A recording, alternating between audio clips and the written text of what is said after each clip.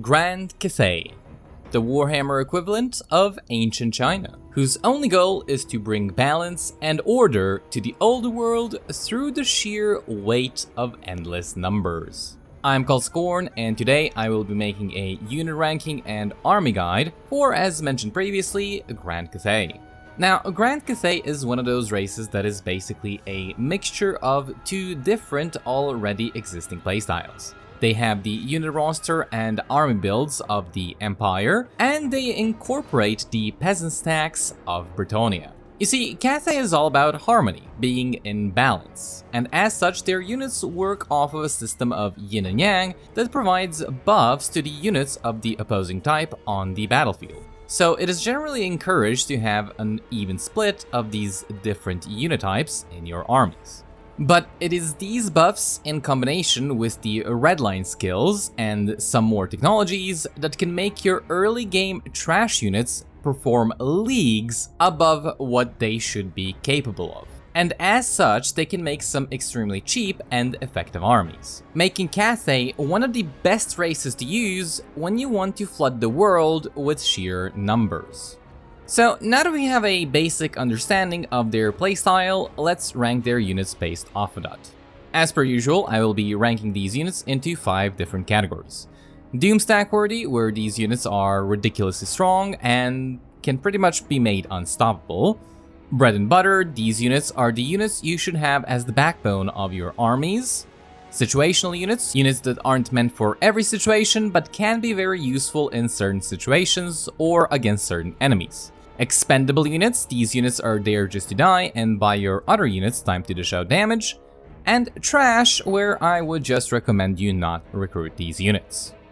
So to start off with, we will first be covering our melee infantry. And here we have some of the best line holding infantry in the entire game. Starting with Peasant Spears and Jade Warriors, both will go into the bread and butter category. Now, you might think that a unit like Peasant Spears should actually go into the expendable category, but for Cathay, you can actually provide so many stat bonuses to this tier 0 unit that it can actually become really strong for what it is. Usually, I would have placed both of these as expendable, but you can actually make really good use of them even later on into the game. Jade Warrior Halberds are an upgrade to both of them though, but it will still be going into the bread and butter category. Next are Celestial Dragon Guard, and these are just a straight up upgrade compared to the Jade Warrior Halberds, and I do believe they are actually a worthwhile unit to get, as opposed to most other high tier halberd units in the game. As they actually are not just only heavily armored, but they also have shields to block enemy missiles. Unfortunately, I will have to place them as bread and butter just because they can't really win battles by themselves. Then come all of the new additions to the game, the Tigermen, which I will place all of them as bread and butter units. They are all really strong, especially the dual axes early on, and then later on you can get the halberds, which will completely annihilate anything. The only one of these that is not so great is the Stalking variant, but since they do actually have high utility because of their stock, you can still make really good use of them. Next, let's talk about their range infantry, and here, well, these units are a bit more hit and miss than their melee infantry counterparts. Starting with the Peasant Archers, they are bread and butter. They are shorter range than their crossbows, but they are much cheaper to recruit and maintain, and them having so many models in a unit means that their damage is actually pretty decent regardless of their missile strength, simply because they shoot a lot more arrows. So while you will want to get the crossbows for the most part later on into the game, the archers will still be far from useless. Then come crossbows, which I will place both of the variants as bread and butter. But in all honesty, I rarely recruit the shielded version, as there is just really no need to. They have good range, they have good damage, and there's pretty much nothing more that needs to be said about them. Then we have the Celestial Crossbows, and these guys will go into the Doomstack category. They are armor-piercing archers that have a really high range and are just a great unit all around, with their only real problem being that you get them so late into the game. Then we have Iron Hail Gunners and Grenadiers, both of which I will place as trash. Quit your whining, I know you can make some use of Iron Hail Gunners, but in all honesty, I think that bows and crossbows are just better all-around units and are a lot easier to both recruit and use on the battlefield. So really, the Iron Hail Gunners are just a redundant unit you will get for the sake of flavor and nothing more. As for Grenadiers, they are just awful all around. Absolutely nothing about them is even worth considering. Then we have the Crane Gunners, which I will place as bread and butter, borderline situational, as they are a weaker version of Jezzails and don't really perform that well in general. Usually I find that crossbows will just do a better job overall at killing enemy units, but you can make use of Crane Gunners to kill units that will have more range than your crossbows, which is kind of the only thing that they are actually good at. Sniping other sniping units, which is just extremely niche of a role to have in your armies. And you can pretty much fill it with some artillery. Then we have the cavalry units, and I'm not even going to talk about any of these individually. They are all trash. They all have a low killing power, or in the case of llama riders, are just completely useless while being way too expensive. If you want to have a unit to shut down enemy range or to patrol your flanks, Tigermen are pretty good at doing that, or you can just get some of their monstrous units. Speaking of, let's talk about the monsters next. And first up, we have the Crowmen, which will go into the bread and butter category. They do decent damage, can fly, are able to easily deal with enemy range units, and really nothing more needs to be said about them. Every other unit here, however, so all of the lions, the sentinels, the birds, everything else, will go into the Doomstack category. Just for a bit of context, if I was making this video before the DLC Bashiva came out, I would have placed all of these units as situational at best, simply because Cathay didn't have access to healing to support these units. But now that you do actually have access to a life mage, all of these units suddenly become so much better. They are all fairly strong in melee, are all fairly quick on the battlefield, and can be easily recruited. They all basically play and act the same way, with the birds and celestial lions being the only exception since they can fly, but for the most part, there isn't anything that makes a single one of these stand out. Then let's talk about the war machines, starting with the hot air balloons. And honestly, both of these go into the trash category. It is true that after their update, I find them to be a lot more useful, but one thing that people don't really understand is that they basically do nothing for you. They are horrible as an actual unit on the battlefield, and their support ability, which increases harmony, which surprisingly does work, is basically just one extra melee attack and one extra melee defense for units in its zone of control. Is having a +1/+1 buff on 4 or 5 melee infantry better than having an entire unit of melee infantry? I personally don't think so. The Skyjunks are better, but not by much, and while you could say that they might be better in some situations than Hellstorm rocket batteries, you will never see me recruit any. Then we have the War Drums and the War Compass, both of which will go into the trash category. The only drum unit that even comes remotely close to being useful is the Regiment of Renown one, that gives you magic attack for all units in its area.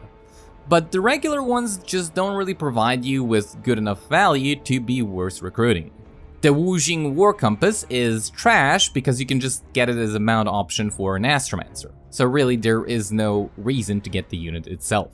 Lastly, we have the Grand Cannon and the Rocket Batteries, both of which will go into the bread and butter category. Now, I don't know why, but Cathay cannons, unlike Dwarf or Empire cannons, are extremely good at dishing out damage. They don't dish out as much damage as a Hellstorm rocket battery, but they dish out enough to be actually worth recruiting. And Hellstorms are just Hellstorms. I don't think I need to explain anything more here. Alright, and that would be it for their units. Now, when it comes to your lords, pretty much all of them are going to be worth recruiting. You just have to know when and what armies to give them. Starting off with the Shugengun lords, these lords are probably the worst of the lot when it comes to actually leading your armies. But they are a spellcaster that you can get early on, meaning that if you don't have one available, you can always recruit one of these. Leveling them up and keeping them as an emergency lord is a good idea. Then we have Celestial Generals, which prior to the DLC I would have said is only good as a melee character and you don't really want him leading your armies. But after the DLC, I think they can actually be really good when leading single entity Doomstacks. Then we have the Magistrate Lord, which are the best lord option to lead your standard sort of armies, as they provide massive unit buffs, especially for range units. And lastly, we have the Tigermen Lord, which I think is going to be a good choice to get if you're going to be recruiting only Tigermen units.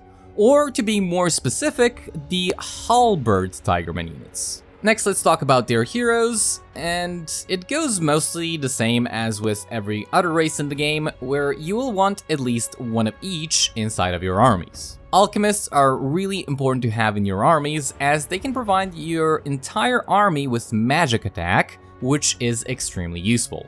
The Astromancers are just a spellcaster and nothing more. Tigermen is extremely important in your armies due to them providing you with casualty replenishment rate and also being a spellcaster.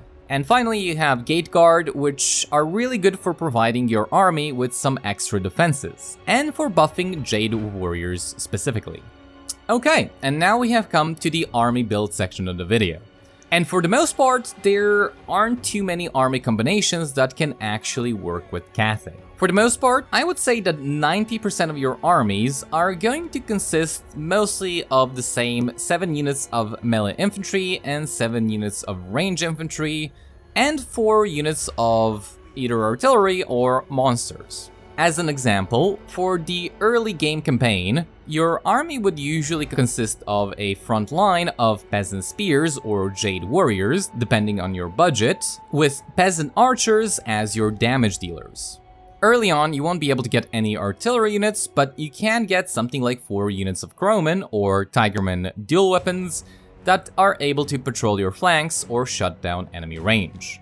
Then later on, you can swap out the peasants with jade warriors and the Khorne with some cannons. And if you play the game for long enough, you can get some Celestial Dragon Guard with Celestial Crossbows and some Hellstorm rocket batteries.